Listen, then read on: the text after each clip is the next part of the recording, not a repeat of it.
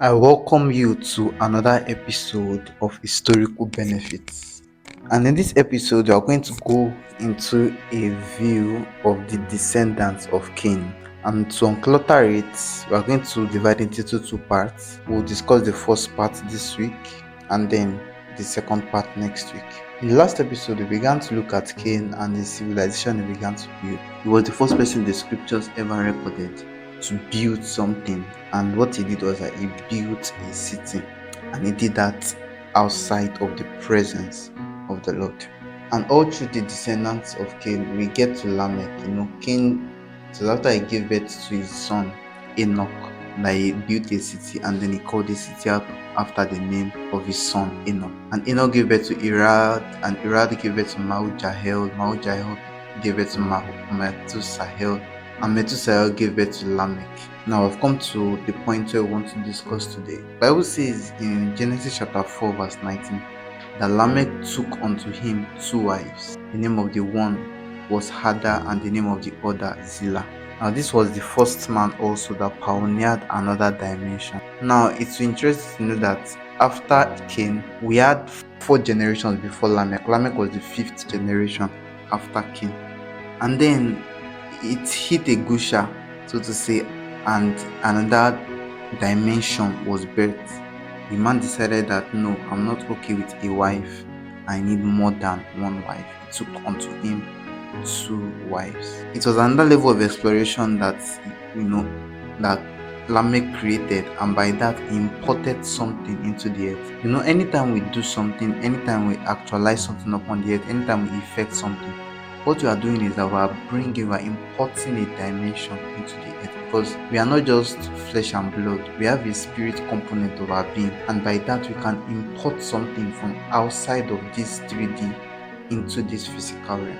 And so Lamech, in his importation, he imported what is called polygamy. And it's interesting us to know also that this is still a product of the potential of the tree of knowledge of good and evil. You may ask, what's the big deal about taking 2 wives? Well, if you remember at the beginning, and if you look at the Kingdom Corner, we talked about the beginning, how things must be referenced from the beginning in order to be accurate and aligned. And so in the beginning, God said that a man shall cleave to his wife, and they twain. So a man shall cleave to his wife, not wives, to his wife, and they twain, 2 of them shall be one flesh. Not 3 or 4, but 2 of them being one flesh. When God created and instituted union, by wisdom, he made it to be one male and one female. And so man became creative, and that's what happened when we begin to deviate from the pattern of God. We think that, there are other options, there are other possible alternatives, and we begin to do things out of creativity in quotes, but we are importing a strange dimension into the earth that will cause more perversion upon the earth. The tree of knowledge of good and evil, it has a lot of potentials.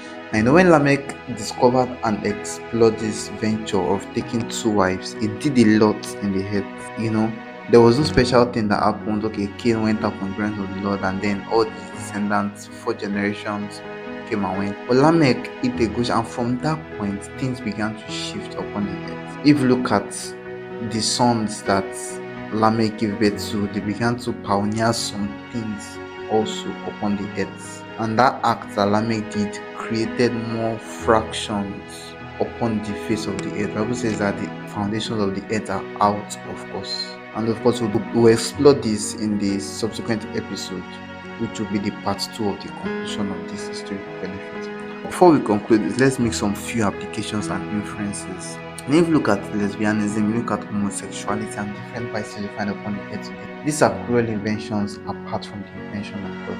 And it imparts civilization beyond there's one thing about sexuality. Sexuality imparts civilization. Sexuality affects the possibilities that happens on the face of the earth. Sexuality affects culture, affects systems, it affects even the things that men do. It affects the diseases that come into place. It affects the health sector. It affects the technology sector. It affects every aspect of life. It's just sexuality. And in the next episode, you will delve into this and how this really affected even the civilizations. Talk about business.